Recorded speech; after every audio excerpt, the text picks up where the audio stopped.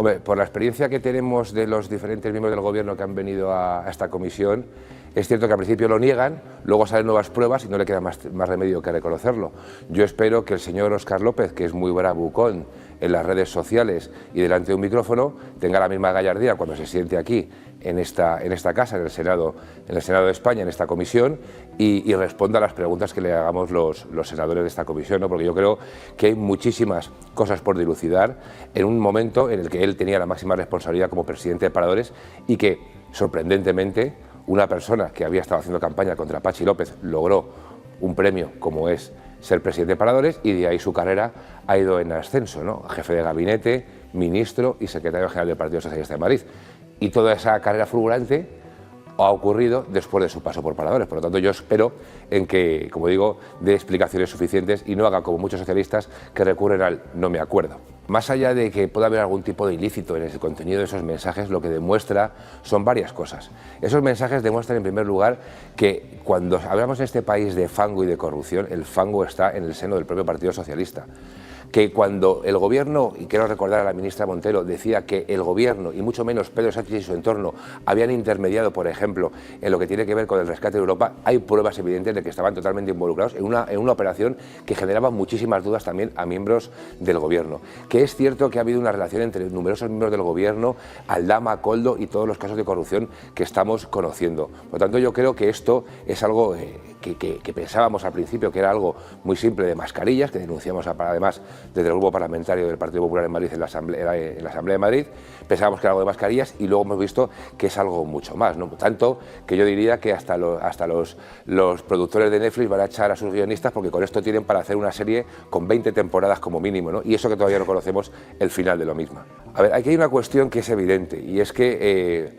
el Gobierno, cuando se ve sometido a una nueva información o a una nueva evidencia, se hace el indignado, ataca a los medios de comunicación, ataca a los jueces, ataca a algunos excompañeros de partido, pero luego no hace nada. El ejemplo lo tenemos con Ábalos. Le sacaron del grupo parlamentario, pero sigue siendo miembro del Partido Socialista porque tienen paralizado su expediente de expulsión y le metieron en el Congreso de los Diputados con un sueldo que le pagamos todos los españoles cuando ya sabían muchos de sus comportamientos. Por lo tanto, por mucho que el señor Ábalos diga, es evidente que algo de eso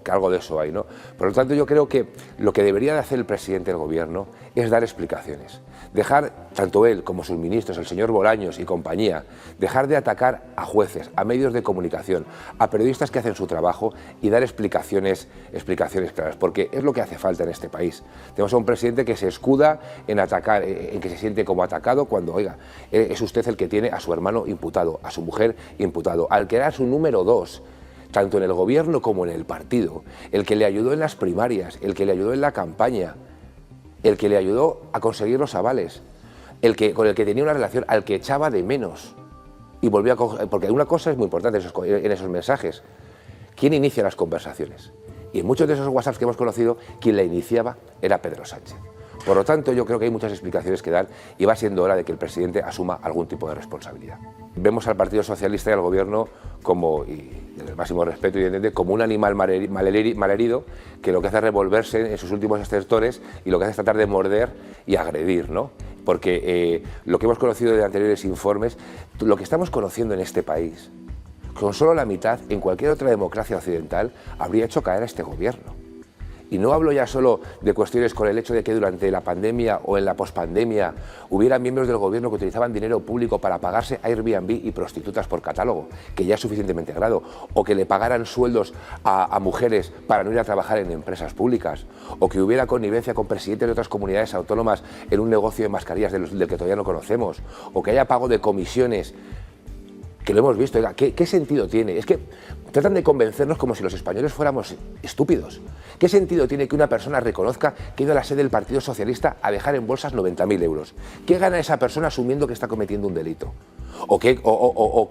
ganan esas personas cuando están reconociendo que ha habido una reunión en casa de un empresario como si fuera hasta una película de Los Soprano, en la que se pone una bolsa encima de la mesa con dinero, en el que está la persona, el número 2 del presidente del gobierno, que es Koldo, con un empresario para recibir dinero a cambio de rescatar a una empresa privada. Es que todo eso que está ocurriendo en este país, más luego, evidentemente, lo que esperamos dilucidar en el día de hoy, y es que se utilizaban paradores nacionales para fiestas y todavía no sabemos a día de hoy quién pagaba esas habitaciones y si se han ocultado precisamente esas pernoctaciones y lo que ocurría en esos hoteles. Es que con cualquiera de estas cosas por separado, cualquier gobierno decente o da explicaciones o se va a su casa. Y lo que hace este gobierno, precisamente, y Pedro Sánchez, es enrocarse, porque sabe que precisamente en el momento en el que salga del gobierno, que quizá la justicia vaya a por él. Y trata de apretar todo lo que puede, y es lo que hace: atacar a adversarios políticos, atacar a adversarios como la presidenta de la Comunidad de Madrid,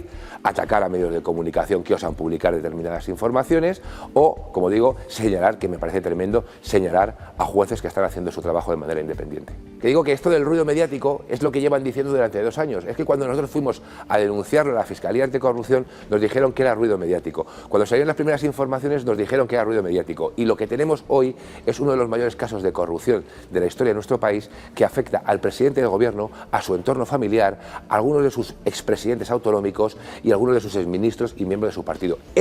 Todo eso es una realidad en el día de hoy, que se está instruyendo en la justicia, tanto en España como en la Fiscalía Europea. Y eso es lo que llevan diciendo hace año y medio, que es ruido mediático. Por lo tanto, yo entiendo que ellos digan eso, pero yo creo que la realidad va por otro lado. Bueno, sí, en primer lugar, gracias. Es decir, yo no sé si esto es agradecer, porque he recibido mensajes tanto de gracias como de ánimo, ¿no?, en el sentido del marrón que supone organizar un evento de esta categoría. Para nosotros, para el Partido Popular de Madrid, es un auténtico honor ser anfitriones de un congreso de nuestro partido, y a mí personalmente pues también lo supone el dirigir y coordinar los trabajos de preparación de este congreso, que es el trabajo que nos toca a nosotros, pero digo,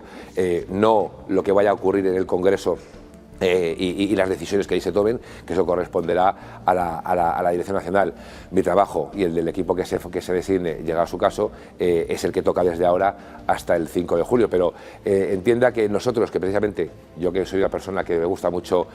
respetar los plazos, los procedimientos y las formas, porque yo creo que parte del éxito de las cosas también está en las formas,